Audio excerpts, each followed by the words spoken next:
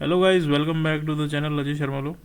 And आज की इस वीडियो में हम जो है डिस्कस करेंगे article 44 of constitution of India, जो कि हमारा डील करता है uniform civil code for the citizens.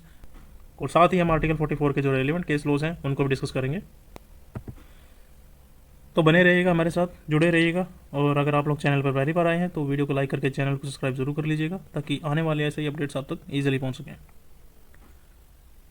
Article 44 uniform civil code for the citizens.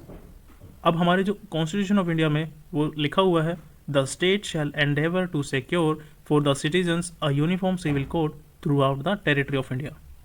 अब इसका मतलब क्या है? द स्टेट यानी जो स्टेट है, शैल एंडेवर, एंडेवर का मतलब होता है कि पूरी कोशिश करना, मतलब कि गवर्नमेंट जो है एंडेवर करेगी, यानी पूरी कोशिश जो है करेगी, टू सिक्योर इंश्योर करना या फिर लागू करने की कोशिश जो है वो करेगी।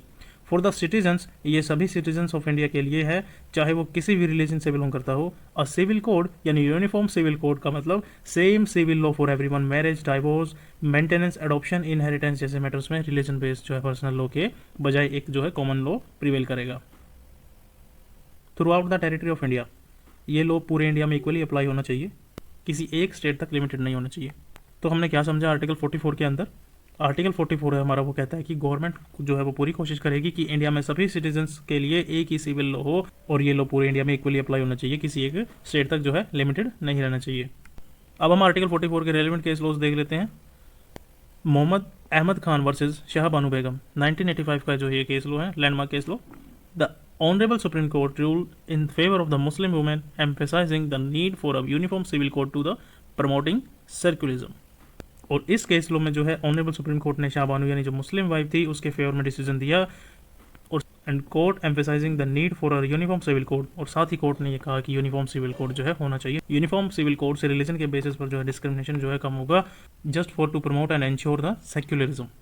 अब हमारा सेकंड केस लॉ है Sarla Mudgal versus union of India, 1995 का। ये भी हमारा जो है लैंडमार्क केस लॉ रहा था। The honourable supreme court held that converting religion only to practice polygamy is invalid. सिर्फ दूसरी शादी करने के लिए जो रिलीजन कन्वर्ट करना वो वैलिड नहीं है। ये जो हमारा केस लॉ है बाइगेमी के ऊपर बेस्ड था, और इसमें भी जो है the court emphasising that need for a uniform civil code to protect the rights and dignity of women. इसके अंदर भी कोर्ट ने फिर से यूसीसी का जो है स्ट्रांगली जो है उसकी बात रखी, to protect the rights and dignity of women. UCC से वुमेन का एक्सप्लॉयटेशन रोकना और उनके राइट्स एंड डिग्निटी जो है प्रोटेक्ट करना पॉसिबल है। Thanks for watching guys, that's all about article 44 of Indian constitution. अगर आपको वीडियो पसंद आए तो वीडियो को लाइक करके चैनल को सब्सक्राइब जरूर कर लीजिएगा। अगर आपको कोई भी डाउट है तो आप जो है कमेंट सेक्शन में बता सकते हैं। Wish you all the best, keep watching.